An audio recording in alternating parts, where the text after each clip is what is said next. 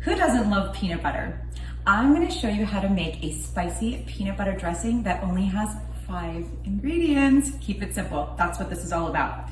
All right, so we're gonna start with about a half a cup of peanut butter. I use unsalted, unsweetened peanut butter. And we're gonna add 2 tablespoons of coconut aminos or tamari or soy sauce, whatever you like. And then 2 tablespoons of lime juice, freshly squeezed lime juice.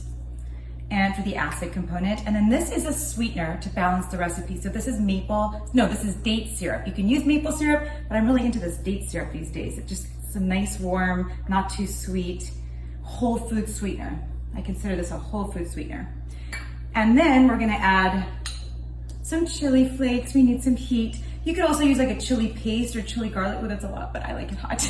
I like it spicy. All right, and now we're gonna add a little bit of water just to thin it. And then we're gonna blend.